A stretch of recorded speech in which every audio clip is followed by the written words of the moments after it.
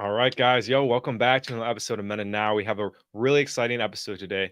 It's our 21st episode, and in accordance with that, we decided we're gonna have a gambling episode. Everyone you're gonna see here on the panel has all dealt with gambling in some way, and so today we're gonna get to hear everyone's story and where they are right now in their life with gambling, and maybe some tips and tricks that can help you if that's something you're struggling with, or you're just trying to figure out where to take the next moves in your life. So getting started, we're going to introduce everyone one by one here, starting with the man himself, Hudsman. What's up, What's brother? going on, brother? Dude, I can't wait for this one. This is going to be so good. Next, we have the homie who you probably may have seen before, Mr. Steve. Welcome. What's up, dudes? What's up? And then finally, I'm really excited for this guest here, an old college friend of mine. And let's just say we're going to dive into some stories today. Mr. Max. What's up, everyone? What's up, guys? Happy to be here with my no Instagram handle or presence. Mr. Anonymous. That's right. Mr. Incognito. Right. So yeah, guys, thank you so much for coming on today. We're really excited for this one, as we said, to dive into this. We've all had some experience with gambling and addiction and stuff, and so it's gonna be a really good episode. Now, how we're gonna start this off is we're each gonna go around and just share what your gambling story is, like where you began, like some basically start to finish. Yeah, take your time and go in. So I guess we will start down below with Max. Feel free to take us off. Cool. Yeah. So my gambling history is long and colorful, I guess. I found gambling probably at a really young age, to be honest, and I think I was about 17 when I really kicked into kind of a different gear. And I think the casinos in my area were 18 years old. They were kind of online casinos that were 18, and my friends were starting to turn 18, and it really hit so many cylinders for me, just in terms of competitiveness and escapism and sports and numbers and all these things that really just, hit whatever in my body, lights up, or they show those brain scans that light up when you're doing something you like. And I was hooked really, really quickly. I think the time between me starting to gamble and realizing I had a gambling problem was really quick. The time between me realizing I had a gambling problem and realizing that meant I needed to stop was a lot longer. And then between the time I realized I needed to stop and I learned how to stop was even longer. And I am currently 20 plus months clean of gambling. It's great. Yeah. Thanks, man. And for me and for my history, it's pretty crazy. And candidly, I went first, so I don't know the full backstory of all three of you all, but for me, it is definitely a black and white thing. I'm in a recovery program. I'm a 12-step guy. I'm not like, I don't know how deeply you all get on this podcast and what recovery is and how it looks like and how to handle various addictions. But for me, I tried every way. I tried my own willpower. I tried my, everything and a half. I tried to either control or stop my gambling on my own. And finally I said, okay, I need help, which it took a long time to say, and I'm getting that. And, day at a time, we're making it work. So I have a ton more to say. I don't know if we were supposed to go for 20 minutes or 5, but I'll leave it right there. I'm looking forward to hearing the rest of you guys' stories and go from there. Thank you, Max. We'll go left here to Mr. Steve. Yeah, so mine actually started a lot like Max's. I think around 18, I was always kind of, I don't want to say quiet, but I was always kind of like in the background. I never, my personality didn't really come out until in my mid-20s. So I kind of started gambling, with $100 here or there. I grew up in I graduated high school in Western Washington. So around there's Indian casinos every 20 miles. You just don't realize it until you're 18 and you can go do that kind of stuff. So as I progressed through mostly casino gambling, I would say live casino gambling, like 99%. I had online gambled maybe like even to this day, maybe a dozen times ever, as far as, online slots or online Keno or whatever. And then, casino gambling, it progressively got worse as I started making more money.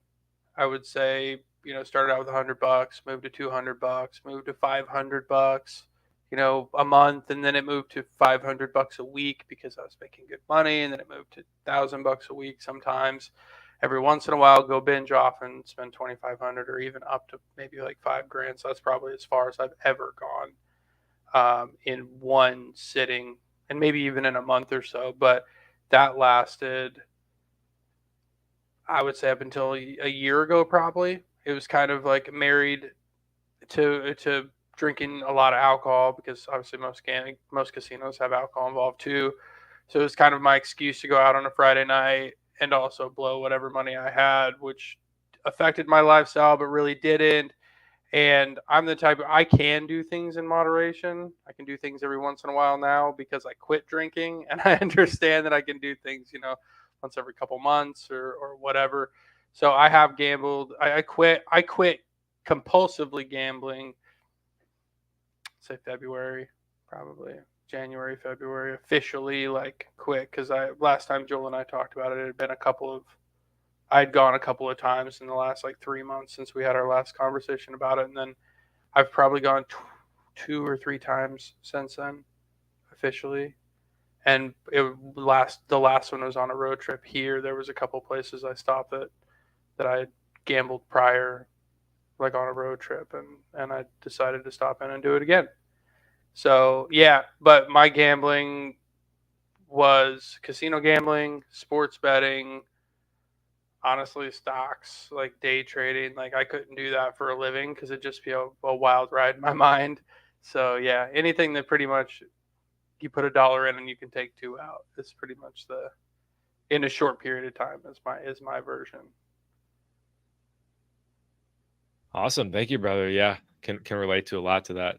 Huds, would you like to hop in next? Dude, I am totally the most degenerate out of everybody here. I've gone through ups and downs, and with anything in my life, and that's something that we've spoken about, Joel. With anything in my life, like it can get out of control, but I always want to figure out a way to like still do it without getting rid of it. It's the same way that I've gone through, the AA programs, and then figuring out how to do certain things like the Sinclair method for being an alcoholic, to pulling down to moderation. It's the same thing with gambling. I would say, and God, I really hope my girlfriend does not hear this. In my lifetime, I've probably lost upwards of $100,000. And I love, it started with just going to the casino for fun because I had never been, and just playing roulette. And then I realized that I didn't have a lot of control over myself. So I actually took maybe it was 4 years off of going or doing any type of gambling whatsoever. And then I got back into it. And I remember there was one day a few years ago where I just ripped through $6,000 and was taking out loans just to try and like win something crazy, like putting $1,000 down on it being red and going black. And it was just retarded. And so from there, essentially how it's kind of evolved is I learned blackjack, and I'm pretty good at it. So typically if I'm playing seriously and I'm not drinking a lot while I'm doing it, typically I always leave up, like a little bit up, and understand like, all right, if I have putting $100 in and I'm now at 150, leave. And then I still do sports betting. That was very difficult for me to learn. I lost a lot of fucking money on that. But now I consistently turn things back, and it's slow. It takes a long time to make money, and a very short time to lose it. And so that was my biggest lesson with everything. And I still struggle with it. I still like I do sports betting every single day, small increments though. And actually, like, I've been having this discussion with a buddy of mine he's at rock bottom right now. Like, he's about to be homeless, and he's about to make his mom go back to work because she has to come out of retirement because of how much money he is taken from not just himself but the family.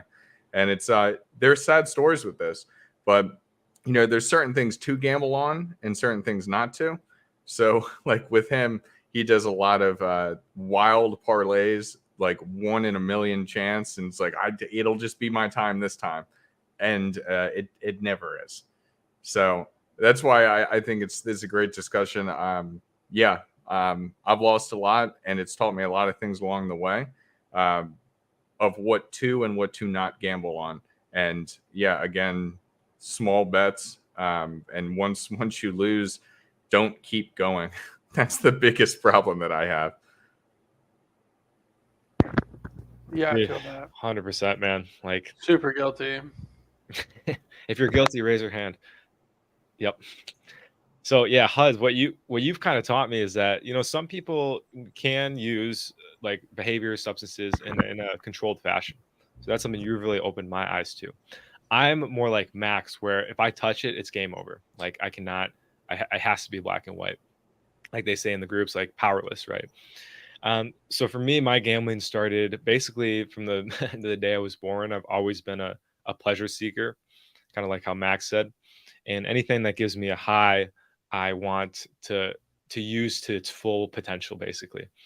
And so when I look at my gambling story, it's more on like gambling on just my life in general, like doing stupid stuff.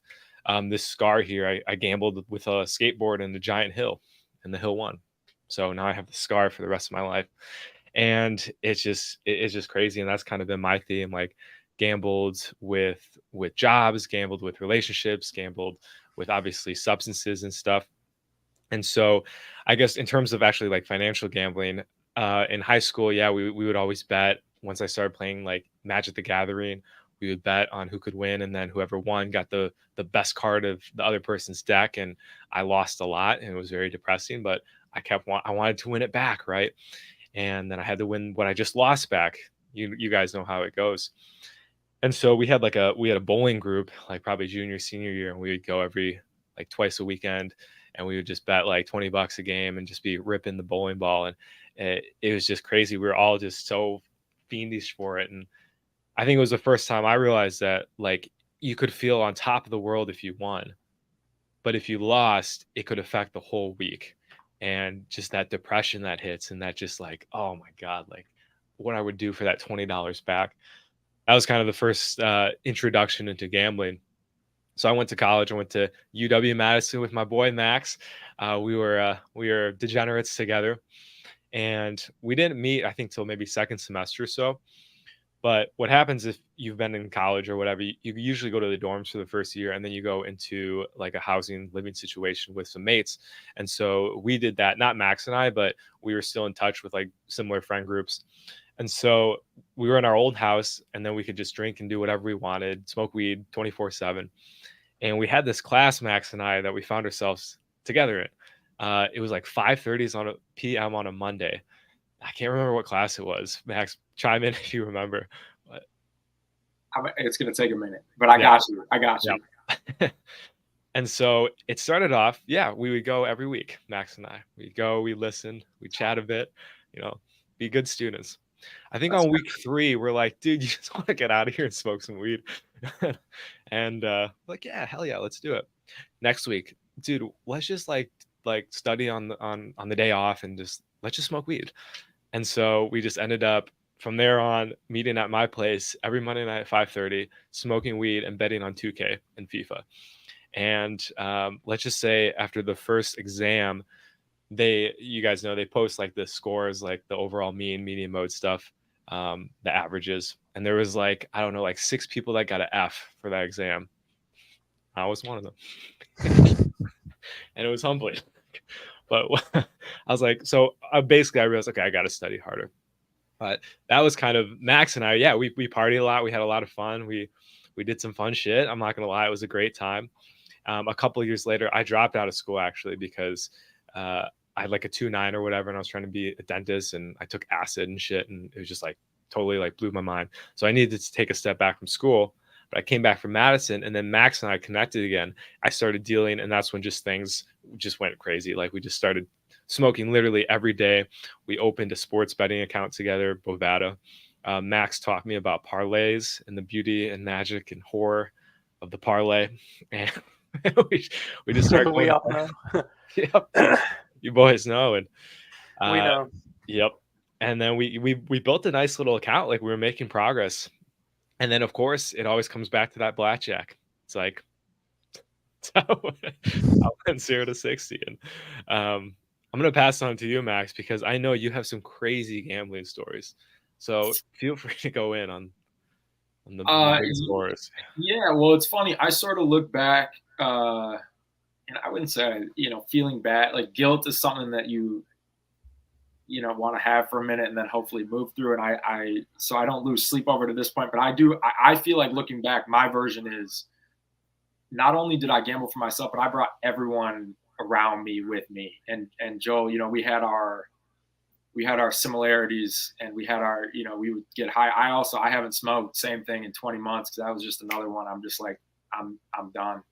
And I think they were sort of similar mechanisms, but for me, gambling was just so, anyone around me who wanted to gamble, I would gamble with. And I don't know what your story would have been, Joel, but do I think you would have been grinding blackjack on Bovada if it weren't for me? I don't know, man. I don't know. And there are other roommates I've had in college, post-college, who, again, were sort of dragged into this world with me. So I sort of feel bad about that. And we definitely, like, in the moment, man, it's a numb, like, I look back with a mixture of, we had some fun days, and we spent a lot of time together, and I appreciated our friendship. And I think our friendship goes, deeper than the substances we were using and the addictions we were, fiending for. But for me, that time of my life was just, I had a pretty one-track mind. And I think our mutual friends who I lived with, it took them time to realize, like, on Friday night, they're all like, yo, let's go out, let's hit the bars, let's do whatever. And I was like, I think I'm going to stay in.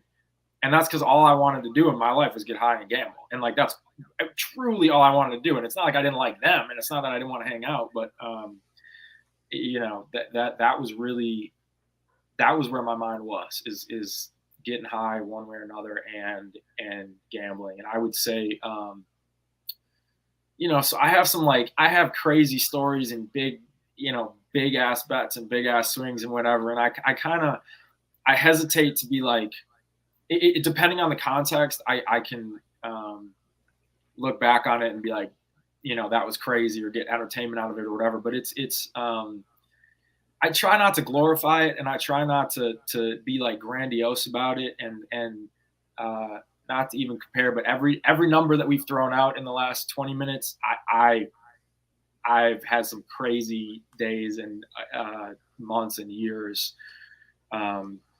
with money that I didn't have, and money that I think it was a big turning point for me was in the fact that it was never about the money at all. And I had winning days and I had losing days. I had a lot more losing days. But once I realized, I'll just say this, and I'll pass the mic after this.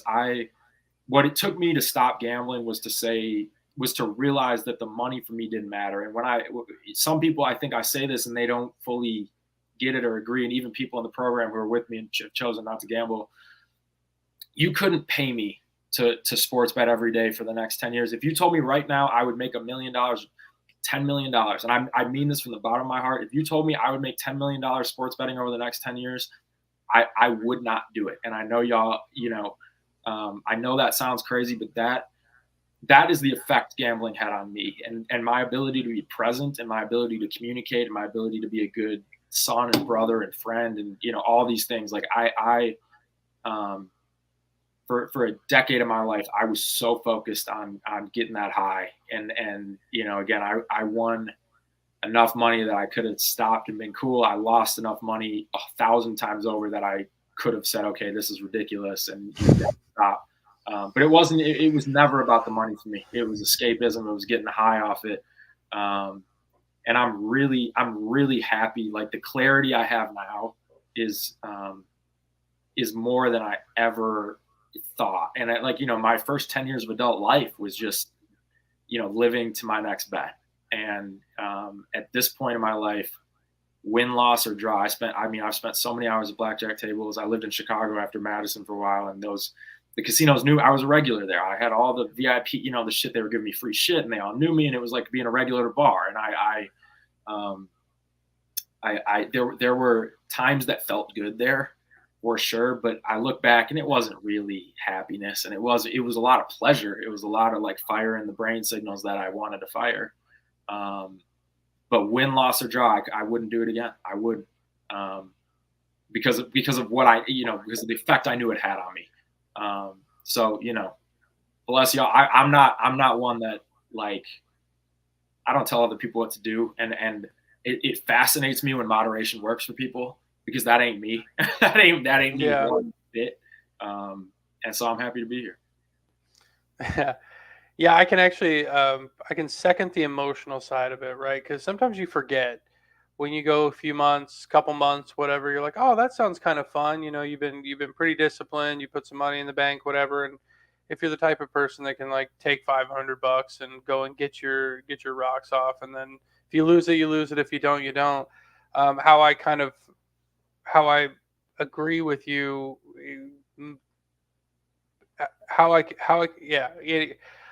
The last time I went, I won a pretty good sum of money. It was like $4,000. I was like $4,000 up. It didn't do anything. So I'm just acknowledging your, like, I took $1,000, I won 4, and I was like, oh, I've only been here for like an hour, so I guess I'll just keep going. I won the 4. My emotional state didn't change. There was no roller coaster. I was a zombie that entire time. So I can second that it's not about the money. It's about the activity. It's about the electricity that's going through your brain. It's about it's really about being there, because I feel like when you, especially casinos, because like I said, I wasn't an online guy that much. I feel like that it starts when you pull in the parking lot. It actually starts on the way to the casino, because you're like, oh, I'm so pumped to go do this. Oh, this is fucking awesome. Let's go. You have this spurt of happiness, and then you get to the parking lot, get a little nervous, maybe you get a little happy, whatever emotional roller coaster you go through in that moment. Then you get to the front door and you open the front door, and before COVID, all these casinos had a mixture of perfume and cigarettes, whatever perfume they put in the ventilation systems and the cigarettes. And there's always that security door. There's 2 sets of doors. There's that first door you open, and you get that faint, tiny sniff of whatever fancy cologne or whatever they put in the ventilation system, and whatever cigarettes, right? And then you walk in, and it's that first burst of the lights, and it's that first burst of like the restaurant smell with the noises, and everything's going kind of like a little version of chaos. And you always have a ritual when you go in too. If you don't bring money to the casino, you always go to the ATM first, or you go to the bar first and get a drink, and then you go to the ATM, but you don't ever fuck with that. It's the same thing every single time. You have a ritual, and you pick whatever your favorite machine is, or you pick whatever your favorite table is, or maybe you do once around the casino. It's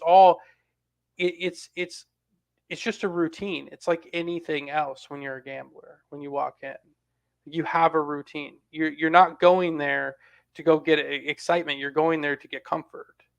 And that's all that is just that state. It's just like if you read before you go to bed, or if you exercise right when you wake up in the morning, or if you listen to a song, it's the same feeling.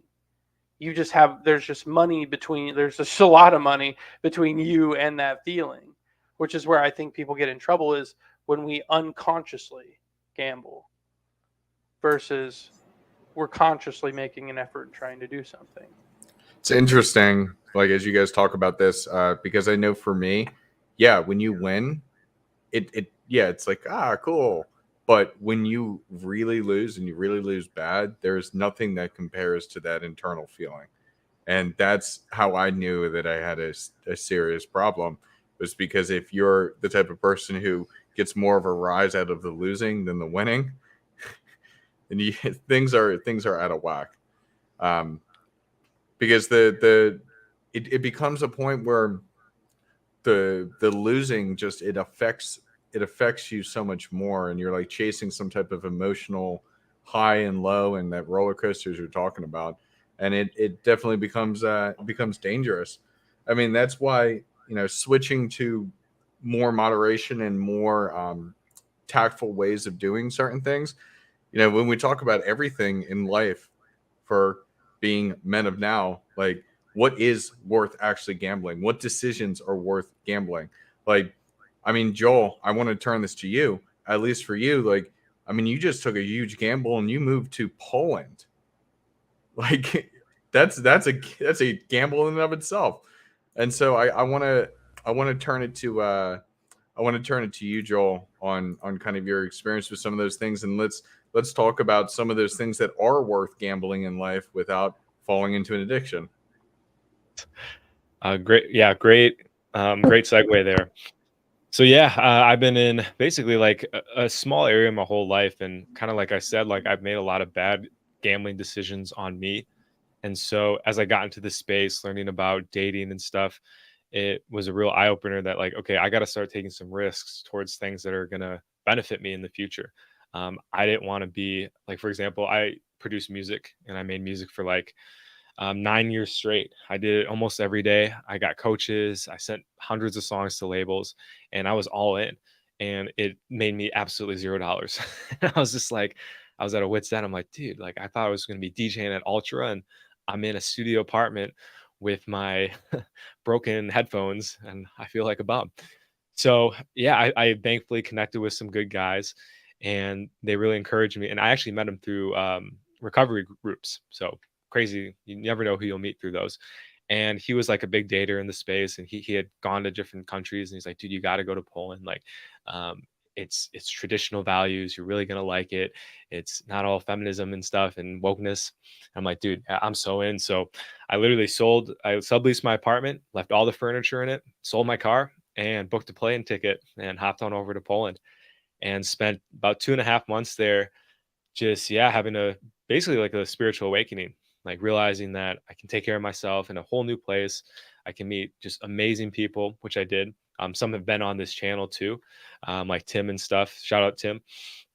But like just the dating as well, just had like a dating awakening, realizing like, oh, there are places in the world where I'm valued basically. And so that was really big for me. And it all came from taking that gamble on myself and saying, you know, I'm just going to leave it all behind. What I've been doing isn't working. So I'm not really losing anything. My family and friends might think I'm weird. Max, some of our homies, Ian and Scott, they're like, dude, like they were just like, so like, what are you doing? And I had to tell him, I was like, guys, I'm taking a risk. We're gonna see what happens. And my mentor said, like, worst case, you come home with your tail between your legs and save up some money and go do it again, which is exactly what happened technically, because even during that trip, I took some bad risks, right? Like I went on this bachelor party to a European country. So it basically went from paying 1/4 of the US currency to paying 1.25 of the US currency. And I basically spent a month's worth of living in Poland for a weekend in Riga, Latvia, which enough said. So that was a terrible gamble.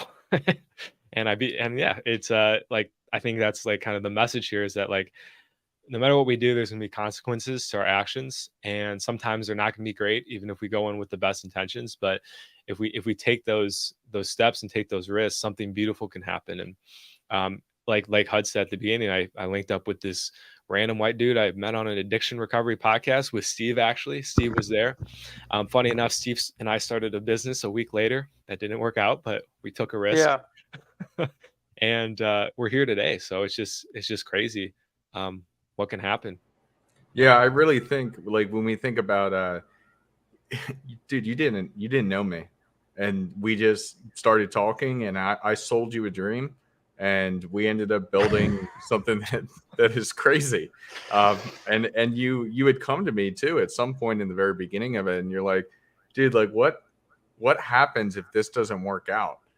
Because initially we were, I mean, I won't talk about all the specifics, but initially like what if this doesn't work out? And I was like, it will work out because we can always pivot in this direction, just like the editing type of stuff that we had talked about. So it can't fail, and as long as you're taking calculated risk with every step you take, then you can succeed. And I am too happy to see where we have come. And so that's what I think is really interesting with everything. The risks you take for yourself in life, they can change everything. I mean, so coming out of school, I had 3 different options I was juggling. I was deciding whether I was going to work for Aldi, and I'd be moving to Virginia, like the DC area. I had another job that was down in Georgia, where I'd be a tech consultant, and I would have to travel during like every week, and then leave Sunday night, come back Friday afternoon, and then what was the other one I was thinking of? I don't know. I had a lot of different job offers. Oh, Amazon. I was supposed to work at Amazon, and that would have been really nice because that that stock. If you work there, if you get hired on for something like this, like a salary role, they give you stock options or whatever, and then in that period of time they like doubled or tripled, and then I could have just sold them, which would have been awesome. But I was weighing all these different things, and I ended up making the decision to go with Aldi. And through going with Aldi, it led me in a path where I was involved with a shooting that occurred, like a federal shooting that occurred outside of the store. Had to work with the FBI for a full week. We had it locked down for 1 square mile, and the only people allowed in was myself and the FBI. So like you can see how ridiculous that is. Wow. Yeah, and then it later led me to the situation with the girl that I was with at the time that ended up getting me arrested and kept putting me steps back in life, to the point that I had to move back home with my parents. And so all these different things that occur, and if you take the calculated risk, you can succeed. But if you're just blindly making decisions, you're going to fail. I second that. Yeah. Steve, Max, any thoughts on that? Just the importance of calculated risks when making Man, it's such a complex situation, right? I mean, like when I started my business 4.5 years ago, I was a roof salesman. COVID was 4 years ago. That's when it started. Pretty good. 3 years ago, 4 years ago, something like that. Yeah, 4 years ago. It was December 2019. Wow. Yeah, so I started my business in April of 2019, and what had happened was I had gone through a whole world of shit. This was the worst year of my life. I went through a whole world of shit. Lost a fiance, lost a business, and $500,000 lost a business and a fiance in 24 hours. Within 24 hours of each other, and $500,000 in that process. And that was, I'm not even sure how I made it through that. We'll start there. But I ended up sleeping on Jaren's couch for like 3 weeks. Like I was in Phoenix, and I was just like, bro, I need somewhere to just like figure this out.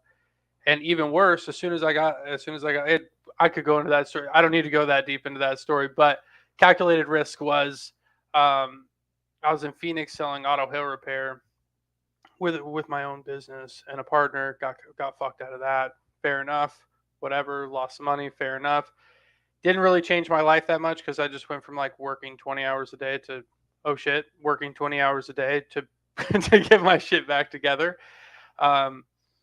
Calculated risk was going to moving from San Diego, where Jaren was living at the time, to Vegas to go and sell security systems, because San Diego is a really weird market for salespeople. I didn't quite understand what was going on there. So I moved to Vegas and did that.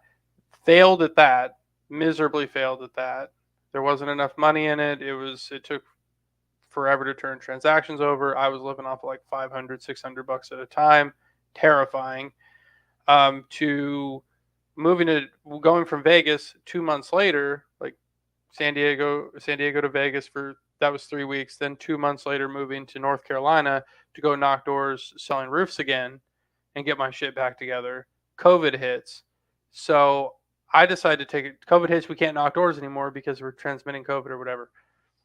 So I take a job selling virtual secretary services for a company I didn't know, whatever. I did that for a whole like 4 days, right? And when I was on the phone with a client, when I was on the phone with a potential client, he just happened to be a roofing contractor. I've been in that business for 10 years now, roughly. He said, "Hey, I don't need a virtual secretary. I need a supplement guy. I need guys to write insurance claims for me and get them paid by the insurance companies." And I said, "Oh shit, I can do that. I need money. How do I fucking do that? How do I get this done right now?" So I started doing that. I decided to push roofing sales, push everything, push my entire career up until that point out completely, and focus 100% on supplementing insurance claims at that time. I ended up building that business over the last 4 years, I guess, sitting at a picnic table with a $75 refurbished laptop, sleeping on an air mattress in my buddy's house, going from a $0, just not even in an idea and a dream, just a need, right, to a company that was valued at 2.8 million bucks in 4 years, single-handedly. Didn't know that. I didn't know that until I was having a conversation with a valuation person. They're like, "Oh yeah, cash flows, blah blah blah." So I mean, calculated risk. Sometimes you just have to take the risk. You don't have a choice, and it's amazing what you can accomplish when you have to take a risk. Like, you walk out the door to go to the grocery store, you get in the car, you turn the key over, you're taking a risk. You don't realize you're actually taking a risk a lot of the times when it comes down to, like, this is do or die. Sometimes in the most literal cases, right? So, I mean, my thought on it, if you have the luxury of sitting back and thinking about the calculated risk that you're about to take, you should probably take less risk on that risk you should probably take more risk on that risk because it's less of a risk than you realize. Because you have the luxury of sitting there thinking about it, if that makes any sense. A lot of these risks that we're taking, we don't have the time to think about. We just have to make the decision, and whatever the decision is, we have to live with it. And it's a balance too, because I hear what you're saying, but it's not like with each success, and then if you comfortably can take the time to think about things, that you just keep leveraging your risk until the point that you make one false move and then everything comes crashing down. But it's that you have more leeway. And it's okay to do a little bit more. I think that's exactly what you're saying. So yeah, go ahead, finish what you're saying. Sorry. No, you're good. Go ahead. So if you have the time to think about the risk, you have the time to think about all of the outs, to think about the ways that you can minimize that risk, and therefore you can theoretically take more risk. Because you can balance that risk with research. You can balance that risk with, your risk tolerance as well. I'm extremely risk tolerant now, especially with, throw gambling, throw a business in that, throw moving halfway across the country and hoping everything turns out okay. All of that stuff, and doing it all simultaneously, even in some cases. So yeah, that's what I was saying. You can typically take more risk, or even like spread the risk out, make it a lower risk, and create those investor-like returns theoretically, because you have the luxury of taking your time and actually going through making an educated decision, almost to the point that it isn't even that much of a risk anymore. If that makes sense. Right, absolutely. And that's definitely how I feel about everything that Joel and I have done when it comes to building out the company and things that we're doing, is that every single step of the way, it's like, I have the luxury of the time to think about everything. And so we make moves very slowly. And I'll leave it to Joel if he wants to talk more on that afterwards. But Max, did you have something you wanted to say? I was just going to say, I think what I'm kind of my sense, or what I'm taking from this conversation, is that it's really a conversation on uncertainty and how to handle uncertainty or things that are out of our control. And that's really where I think the core of this conversation has gone. I think for me, and I've been sitting here for 30 minutes thinking, like, what is the difference between dealing with uncertainty and gambling? Because for me, in my mind, nothing is worth gambling in my life. But I think every day, inevitably, there's uncertainty, and there are decisions you have to make that are out of your control, and there's risk that you need to take by turning the keys on in your car, or making a business decision. And I think the conversation in many ways has sort of turned into business and what, financial risks or financial positions we're, willing to take or not take in order to attain some outcome, which I think is a conversation. But for me, the grander conversation, in particular in the scheme of gambling and developing the habits I want to have in my life, is for me, understanding what I can and cannot control is really number one always. And then number two is being deliberate and being, aware of how I'm making decisions and why I'm making decisions. Because certainly when I was in the midst of gambling, there was not a lot of thought going in, and there was, but it was really just throwing things into things that were out of my control. And you can have a winning shoe in blackjack, you can have a winning week, a winning month, but like at the end of the day, you're not,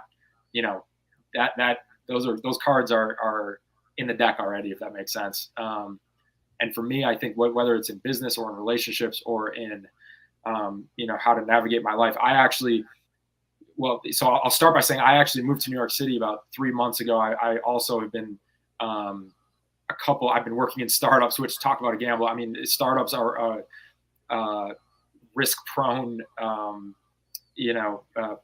risk-prone situation. And I've done that for a couple terms and made the jump to New York. So I in my life, I don't think, I don't necessarily think the outcomes are what matter the most to me when I'm at my best self. It's more how am I making these decisions and why? If I'm chasing something, if I'm, if I feel like there's a void inside and I'm trying to fill it up, or there are kind of negative thought processes that go into impulsive decision-making or compulsive decision-making, that's where I will lead myself wrong, no matter what the financial outcome is or the relational outcome is.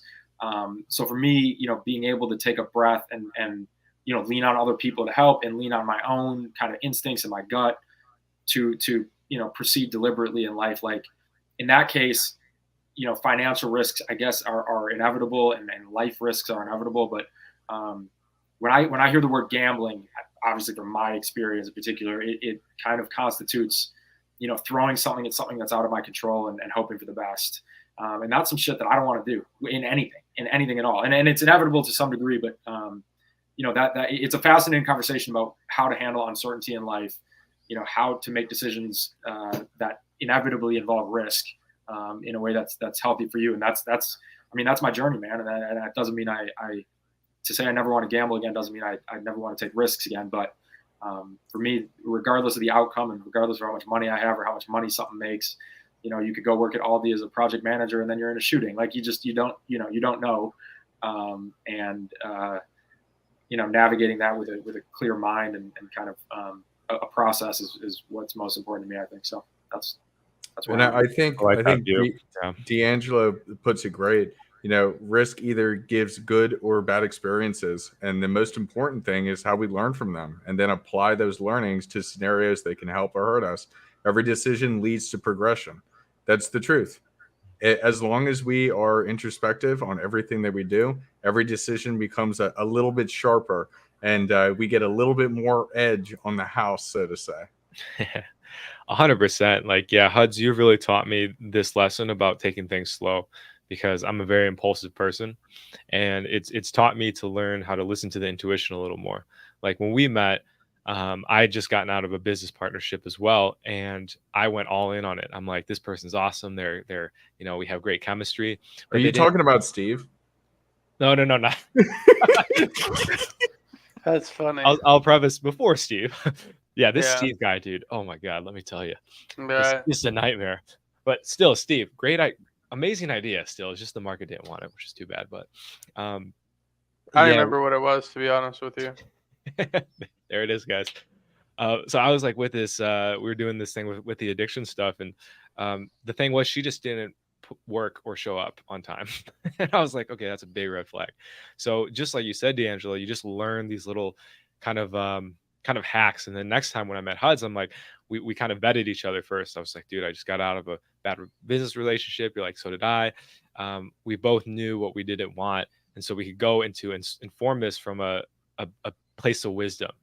And I think for me, wisdom's really what the crux of this is like learning how to make wise decisions in life, just in general, with relationships, with work and all that. And I've definitely been someone that hasn't made very wise decisions in my life, and it's cost me big. It's cost me a lot of money. Sometimes they were, there was half wisdom in there too, which was probably the most frustrating when I was making these half wise decisions. Like a year ago, I got my real estate license and I went all in on that. I bought a course online from a YouTuber for $5,000. I made $0. It's just like what I would have done for that $5,000 back. It's a lesson. It's a lesson to be careful on who you who you pay money to on the internet. And it was circumstantial too. Like, so I think a lot of what Max, you were saying with the uncertainty, the market had just crashed because there was just the big COVID spike where everyone was selling houses like crazy. And then that died off and went to regular levels. But those regular levels they were normal levels before COVID. But since we had this huge spike of really expensive houses and you can make 5 times X on a house or whatever, people didn't want to buy it or sell anymore. And so I would be in a new agent. I had no chance of success, especially in my town. So it was a calculated risk when I took it, but I was just in the wrong time. And so it's learning how to, like you said, Max, have that wisdom around uncertainty and just being like, yeah, there's a risk with everything. So I really like how you put that. Yeah.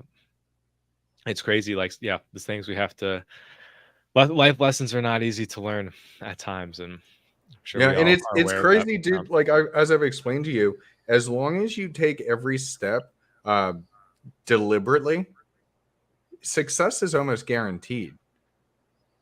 Like just going back to like what we're doing, like I sold you a dream, and then we just followed each step, and we did it at the right pace, each calculated risk, and it's successful. And that's really what I've learned, and that's I really wish I knew that when I was younger. I'd pound on, or I'd ask the question of how do you measure success? Oh, That's that's so a good subjective. question. I think Yeah. it's different to each person. For me, money is not it. But Yeah. if the business that we do, I mean, that is the measure of success. Is I was gonna the say that money. money is the measure, the measuring stick in which business. I mean, money allows you to operate day to day, but like my version, for example, we were talking earlier, and I was saying, yeah, I need help. I need a virtual assistant. I'm working ridiculous hours. I would say like, year one, I would even consider that a success. I manufactured like 80 grand out of thin air in year one during COVID. So it's like that was a successful year because a lot of people were losing their ass. Mhm. And I managed to crawl from there to there. Right. So in that year, maybe it wasn't successful, like Instagram successful, but I did it myself and it was 80 grand. Nobody was paying, nobody was reaching out and saying, hey, bro, you want an $80,000 job? Right. So that was success. And then the next year, just building on that, 20, 30, 40% building on that. The next year kind of lost my ass a little bit, but still working for myself, still 6 figures, still doing that. Successful, got to do whatever I wanted, got to do, like that. And then this year it's like, I would venture to say, actually, I felt year one, the feeling of success is more prevalent than it is today because my success now is predicated on me finding somebody to split this work with so that I can go back to the level of time freedom that I had when I was making the 80 grand. Just because it's, over 200 or whatever it is now, that doesn't mean anything because I'm not as happy as I was when I was making 80 because I'm over here taking care of responsibilities. I just worked myself into another 12-hour day job, which is fine because I'm not answering to anybody other than clients. But I mean, that's why it's so subjective. It's like, yeah, you can, on paper, you'd look at it and go, all right, dude, that's what's up. Made that out of nothing, right? Mhm. But then you look at me and I'm irritated, or I'm tired, or I fucking had to skip the gym that day, or clients calling pissed off, or my payment system's down, or whatever, and I'm stressed out. That's not what I signed up for. I didn't sign up to make it $100 million company. I'm not interested in the ego boost that gives me because I'm not interested in having a 20,000 square foot house and 5 Lambos. Like I don't care about that stuff. I wouldn't even mind living in like an RV or a fifth wheel and doing the shit on the side and going and exploring whatever world we got, right? Or the world we got, getting on a plane, doing what Joel's doing. or doing what Jaron's doing or whatever. Like, so yeah, I mean, I think that people get caught up in the deciding, they get caught up in Instagram success. But the reality is, this is what success looks like. Yeah, It's and not I'm great. curious. I'm curious, Max. Like and I don't mean to cut you off, Steve. No, go but ahead. I'm curious, Max. Like when you asked the question, how would you define it? You know, I'm still trying to figure it out, and that's where I sort of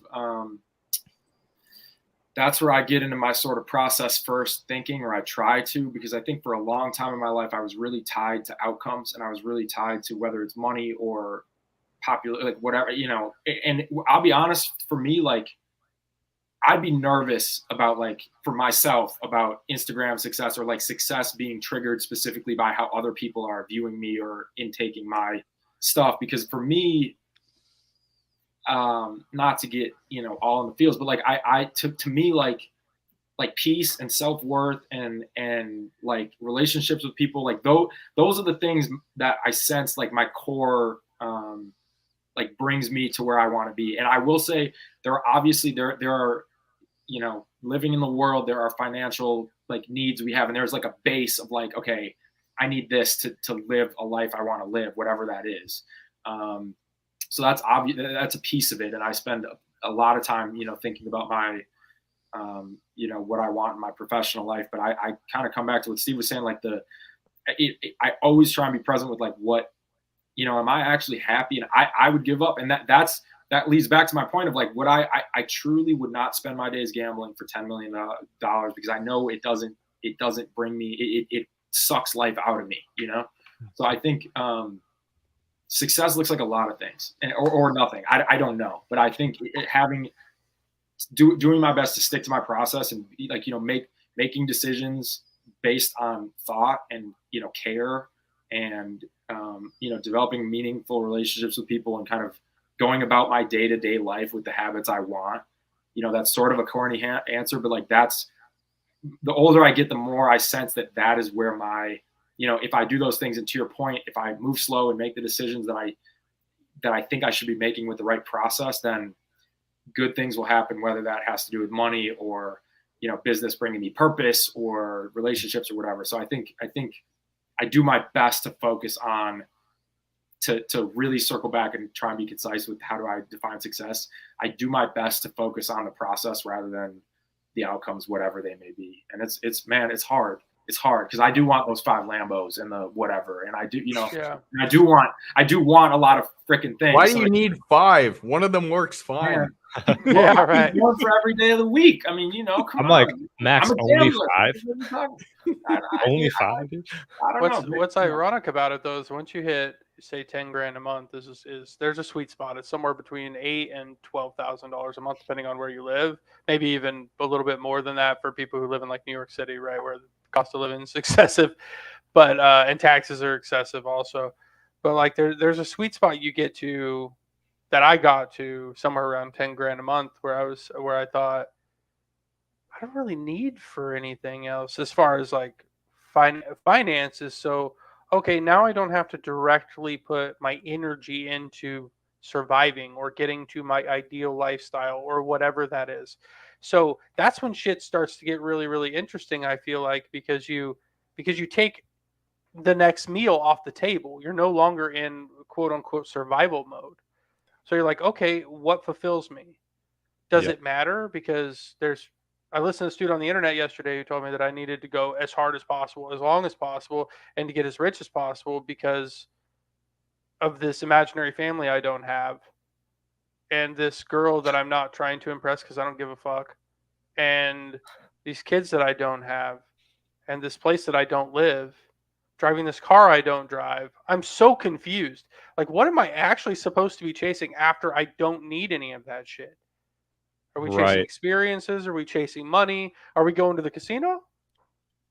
Are we are we going camping? Like, what are we doing, guys? Like, that's a part of the problem is when you're a capable person that wants to maximize your experience in life or this life or whatever, that doesn't have all of those secondary responsibilities or all those primary responsibilities to like eat up your cash. Like, you're at that point, you're looking for fulfillment, because you're either, as gamblers, we're either here or we're here. We're either chasing that There high is no or, in between. dude, there's no, like, I understand stoicism from like a, what do you want to call that perspective? Just from like a theoretical perspective, right? And I tend to make decisions with that type of attitude. But that's not my personality. I'm either fucking jacked or I'm about ready to run you over with my car. I'm one or the other, right? Like like we're going one direction or the other. And I feel like that's how life has gone this whole time too. It's like we're either in the dumps, limp dick, fat belly, feeling, just like that vibe where you're like, oh, I feel like an absolute piece of shit. Or I feel like a motherfucking G. Like I feel amazing. I feel like the biggest king dick in the whole world. Everybody's looking at me like I'm the most awesome thing ever. Really, nobody gives a fuck. But that's how you feel. So like I'd like to know how to get to that. I'd like to know how to level that fucking roller coaster off. That's what I'd like to do. I'll just interject really quick. That is my journey. And like, what's funny is you might be seeing someone right now, but Joel saw me 10 years ago, and Joel, I mean, my life was a life of highs and lows, and that's what I got off on. That was my purpose, and that's sort of what I realized over time, is specifically with gambling in particular. But it is a challenge for me to live at a 5, and sometimes I can come off as this like Zen guy at this point, but like that's not my nature at all, and that's why I've sort of really tried to find that, I think, because I'm the same. Ego is my worst damn enemy, for better, for worse, or for anything. It can tear me down and it can bring me up, and both of those spots for me lead to bad shit and bad decision making and gambling and being a shittier person. So hey, if you find the secret to being in the middle, let me know. I'm working on it. I'm working my ass off, and we're day at a time, man. Yeah, I think this. you see it too. Quick, Steve. Like people spend their whole life chasing money in business, and they reach that pinnacle, and they're just empty. And I think that's kind of the new wave that's coming up, is people are realizing like, yo, I got to find out who I am before I get the success, or else it's going to mean nothing. And so for me, like I definitely have that mindset, like, okay, the money we're making, HUDs, this adventure, it's not going to ultimately satisfy me. And that keeps me working and keeps me on the path. I think if you would have asked me like 2 years ago, I would have been just like completely content with where we were. Like, I'm like, okay, no more work. We made it. We're done. I'm a complete human being. I would have posted all over Instagram. Look how much, and it's just look at us. We made $100. And like you said, Steve, no one would give a shit because it's like that Instagram life. But I really I'm working on that too, is finding that deeper purpose for living. And it's tough because it's like, it's not relationships, it's not money, it's not career, it's not success. But it is all those things at the same time. It's just like the craziest paradox. And it's like learning how to master all that. Like at the end of the day, it's all going to go away. And that's something I think about every day. Like all the success, and that's sorry guys, it's kind of depressing, but everything we have, every relationship we've made, in 100 years, no one will remember. And Alex Hormozy says that a lot. Big business guys, like no one in 2 decades or 200 years will remember Alex Hormozy. And it's just like, huh, that's a good point. It's like, why am I stressing so much about this little tiny project? Mm-hmm. Doesn't make sense. I think about it constantly. That's part of the driver of why I said, for better or for worse, I'll never work for anybody ever again in my entire life. I don't need a college degree because it doesn't matter to me. I don't need a certification because I need certifications for my business, but that doesn't matter to me. Like I'm only doing it to progress in my business for myself. And I even got to a ceiling level where I could have gone and gotten additional licensing to make more money. I'm not interested in doing that. I'm not interested in the additional responsibility. I make plenty of money. That's not the problem. The problem is I want to know where my spirit goes when my mind is empty. That's it. Like, because that's the question we're trying to answer, Joel and Max. I know that you were just kind of like there where you're like, okay, cool. Well, I got all this other stuff taken care of, but why do I feel like my soul hasn't eaten in 3 days? Like, why do I feel so fasted on the proper, like my energy feels so drained for some reason, and I don't understand it. And then you go do something just like something you wouldn't normally do, like go camping out at like a national park or something, and you feel so fucking alive and you're just so jacked, and you're like, that's the feeling that I was looking for. And then because we're the people this is how you end up being Keanu Reeves, right? This guy is worth hundreds of millions of dollars or whatever, and he just like, I don't care, have it, give it away, because I'm cool with my basketball shorts and my $80 tennis shoes. I don't need to go live in what is the point of buying a bigger box? Like, what's the point of the bigger box? What's the point? I understand status. Okay, cool. Well, we can have status without having shit. Like, I feel like if I were to become an 8-figure man, I say, because that's the new millionaire, is the 8-figure man basically anymore. A millionaire is kind of a weird thing because inflation and all that. But if I was to become an 8-figure man, nobody would ever know. I'd drive a 10-year-old car. I'd live in a probably above average apartment or condo or whatever. I may own some real estate. I'll probably own a lot of real estate, but like not stuff I live in, stuff like that. It's like, so I think to come full circle with it, I think in our gambling, or in my gambling at least, I was looking for that feeling because I feel like that's that 5 or 6 to that 9 or 10 in the casino. I feel like that 5 or 6 is the feeling you get when you wake up and you don't have to worry about money anymore. Where you're like, what am I going to do for myself and or other people or my family or whatever today? Like, what can I do to bring some sort of value to the world because it's no longer feeding myself? Or past that shit. How can I bring value to other people? There it is, right there. That may be the answer to coming around, if we're coming full circle with why we started off in this addiction, because all we were chasing at the beginning of the day was status. Because if you win $1 million, all of a sudden you're a millionaire. Girls will like me. I'll have more friends. I'll have more excitement around me. My life won't be so dull and mundane. When you realize that life is 95% mundane, whether you've got $100,000 in the bank or $1 million in the bank or not, it's all routine and habits. Right. That's so true. Yeah. My sponsor, he's like, we were analyzing like my music career, and he's like, what did you really want out of it? I was like, I wanted to spread the joy of music far and wide. And he's like, all right, Joel, what did you really want? Yeah, all right, Joel, what did you really want? Holy Hallmark card. I was like, fuck the glory. I wanted the glory. I wanted the control room. Absolutely. Yeah. So, well, we all want to be loved. We all want to be liked or loved. The win is equal to a congratulations, right? Right. The win is equal to people saying, "Wow, you lost 20 pounds. You look fabulous." You put in all that work to get that one compliment. Not saying that it's not healthy or whatever, just in this isolated example, right? Oh man, you're starting to look like a G without your shirt on. You're like, yes, that's what I wanted. That's the exact same feeling. It's retargeted to like a different section of your brain, but it's still dopamine. Or when that girl you're into is just like looks at you like you're a piece of meat. That's what you're looking for. Yeah, I'm tired of that happening. I don't know how to. we need to reconstruct our lives right now. This is just getting out of hand. Need to go on a bulk. That's funny.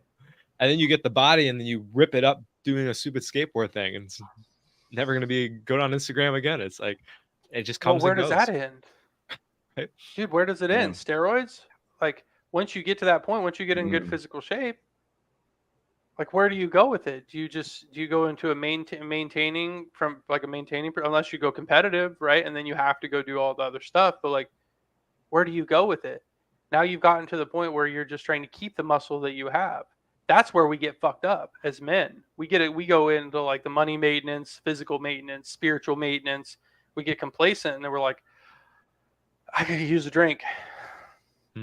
Yeah. $500 is just $500 now. I could go to the casino and blow that and not even think about it. I'll date that girl. That brings me right back to why for me, not to belabor this point, but like the process is the purpose. And like for me, I treated my body like shit for you know, Joel, man, I mean, I mean, every type of drug, I did not care for 10 years. And for the first time in my adult life, I've worked out for maybe a year and a half, not every day and not like maniacal, but like, I mean, I gained, not lost. I gained 50 pounds and I'm like a skinny enough guy in a year after I got clean and just started figuring it out. And like, for me, that process is what matters. And like, I don't know if I don't know if there's an outcome I want from working out every day. I just know that shit makes me feel good. And like you said, whether it's going to camp or going to, you know, whatever, like that feeds my soul. And what's interesting is there are a couple people in my life, I think the most, you know, successful financial people in my life, they'll work until they can't anymore because that's their purpose. Like it's not even about the money. It's more about building something or being productive every day or whatever it is. And I think it's funny. I think the people in my life who I think have been most financially successful are almost the least focused on specifically what those finances are, if that makes sense. They're building something. Yes. Yeah. So that's my thought in terms of, you know, but again, like back to the way my brain was meant to work is it's gamble until I get somewhere, you know, where you do all these things. Like what is the money at the end of this or whatever. And I'm trying so damn hard to just, you know, if I exercise every day, if I eat right every day, if I'm engaged in some work that motivates me or drives me or wakes me up in the morning, like that is my success. And again, like there are some parameters to what I need in my life financially or whatever, but that brought that up for me is I think once you find like a rhythm that feels good, like don't change something that's not broken. And I was very broken, so you know. Yeah, I mean, I think the reality is we all are still very broken, and we just have to be okay with the fact that we're always going to be very broken because we understand as men, like not every we live on a tidal wave, right? We're going to have really really good years, and then we're going to have questionable years. We're going to have neutral years. We're going to have even really bad years. There's at some point in our lives something's going to happen, right? To somebody we love, to ourselves. Somebody's going to get sick. Somebody's going to get in an accident. Somebody, God forbid, is going to die. Something is going to happen. Yep. And that's where that 4, 5, and 6 range comes in, where we can be as stoic as humanly possible. We can approach things and say, man, I'm so grateful for the last 10 years because 8 of them were fantastic. And the 2 that weren't fantastic, fuck, you know, I learned something. Yeah. In that process, and kind of circling back to Joel's point is we all have the same outcome. The reality is people think that there is an outcome. There is no outcome. Like this is it. This is what we were doing forever. That really is like profound. We all have the same outcome.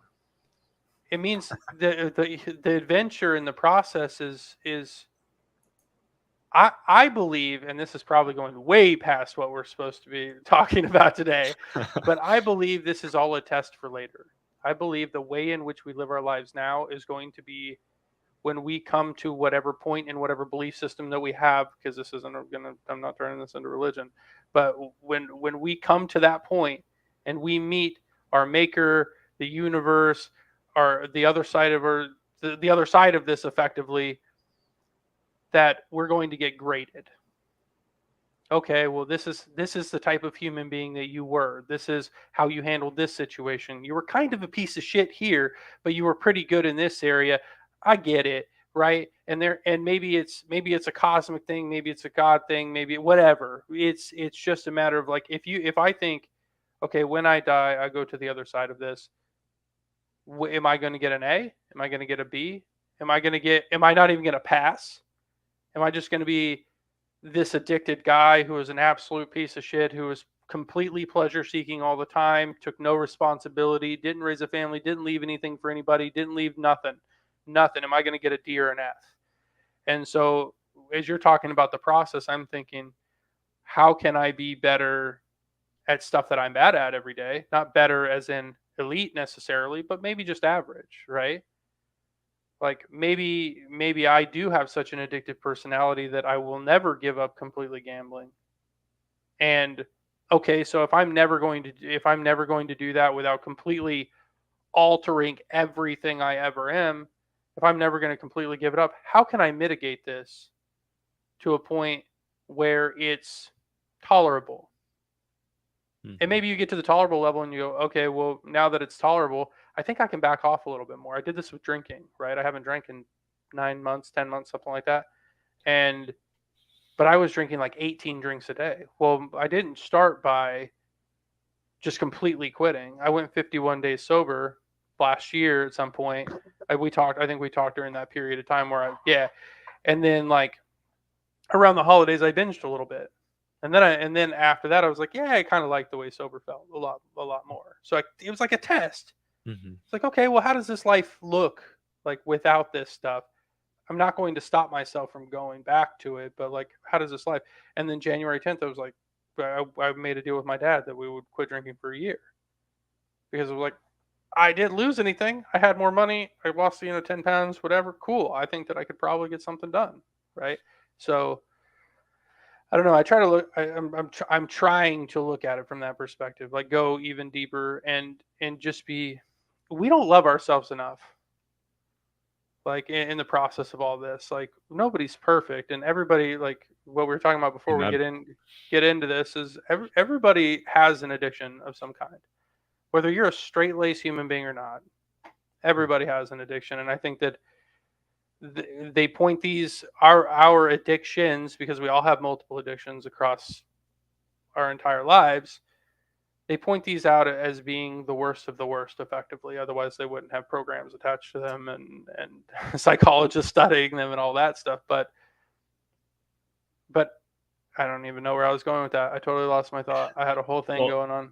Well, I mean, Steve, I think that's a great place to wrap it up for today. I would love to have another talk about this again, because we could talk about addiction for the next 6 hours. But I think some of the boys here have some stuff to do. So I just want to acknowledge your point. Yeah, it's absolutely, that's the point of this channel. I think the point of all what we're all doing here is just going as deep as we can with ourselves. It's like, hey, we're all addicts, or if you even use that term, we all like pleasure. So we might as well just go all in on something, coming full circle here.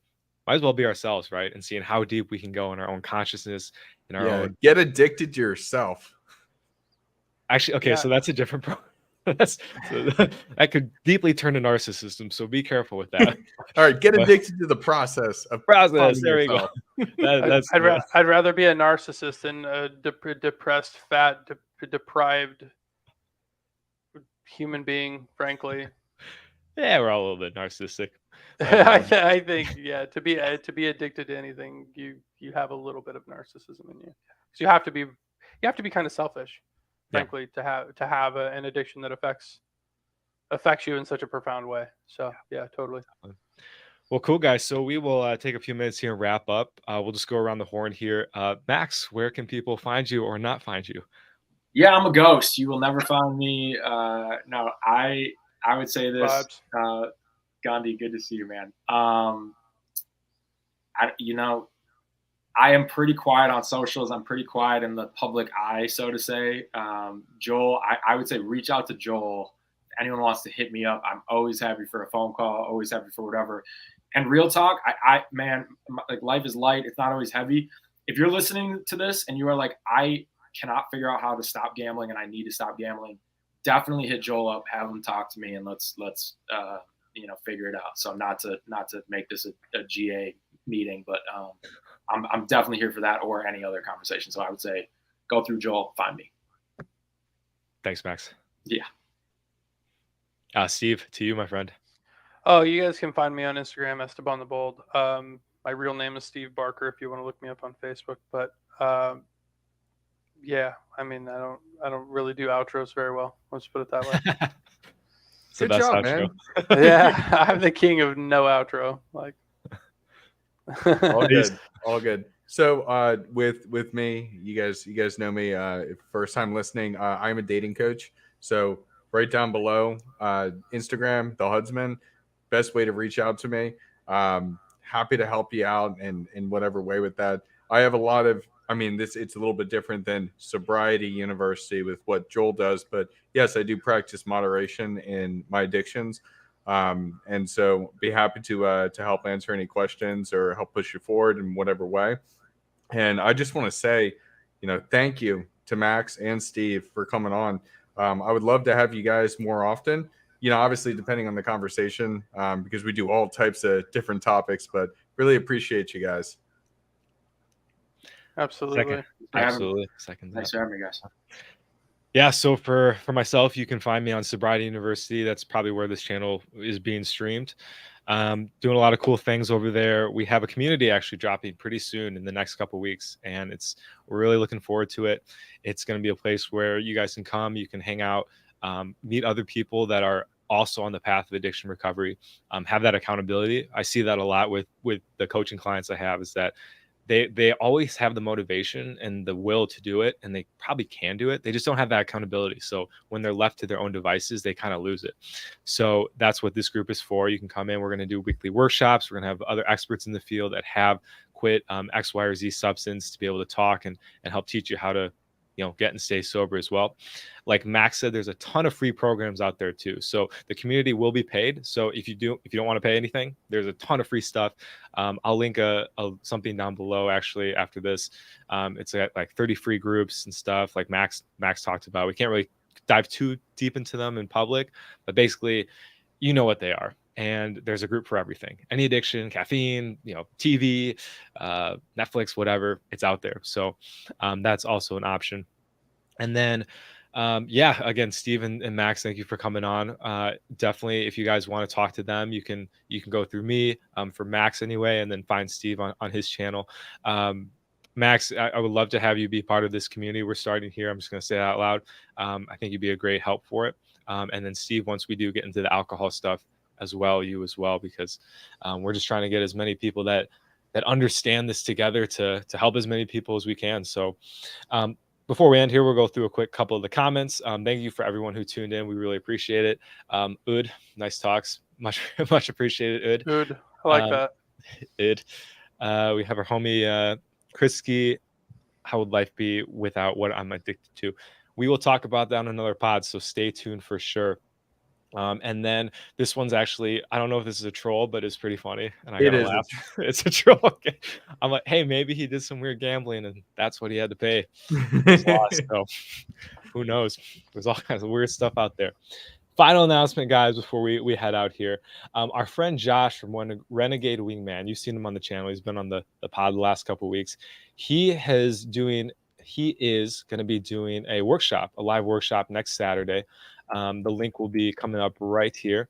What he's going to do is he's going to be talking about basically how you can start. Yeah, from that link. So from that link, if you just do it, it just keys to success. So menofnow.us/keys to success. The other stuff doesn't matter. So if you just click on that, yeah, definitely take a look. And we're going to be doing some more promotion with it. He's actually going to be out in Vegas with a lot of people that if you're in the dating community, you'll know who they are. If you're in the crypto community, you'll know who they are. There's a lot of really, really cool stuff going on. And this is a cheap, I mean, we're selling it short, but it's $40 for 2 hours where he's going through everything that he's done to become successful in life. Now, this guy collects luxury cars. He does model photo shoots. He lives in a very, very nice place of LA, and he just crushes life. And so it's going to be absolutely fantastic. I'm glad you brought that up, Joel. Very excited to push that out and to reach as many people as possible. If you're looking for that next stage to level up for a cheap price point to at least get some of the basic information before you take those next steps. Absolutely. And he charges usually around like $500 an hour. So this is an absolute steal of his time. He's helped me a ton. I know he's helped Tuds a ton. He's a great resource. He's got a lot of wisdom. So anybody who wants to sign up again, hit that link below. And we look forward to potentially seeing you next weekend. It'll be on Saturday, I believe, Huds, right? Yep. Next Saturday at 10 a.m. PST. So 1 p.m. EST. Cool. Is that live? So what's in Vegas? So are people going to Vegas? He's going to Vegas? Are you guys going to Vegas? No. He's going to a studio to do some shows and Oh, recording. got and it. promotion. Okay, I was like, Yeah. Jesus, I need a plane ticket. Why didn't anybody? No, tell me? no, it's all virtual. It's just an online webinar. Yeah. Oh, dope. Okay. Steve's like, oh, Vegas. Well, we might as well go to Yeah, let's go to the there. casino. For the sake of research, anybody want to join me? It's a direct flight. And then Steve and Max, you guys are both welcome to attend for free since you're being a part of the community. We'd love to have you if you have some free time and hop on in. So, guys, other than that, yeah, appreciate everyone who's come on today. We will be live with you next week, 3 p.m. Eastern, and talk to you in the next one. Adios.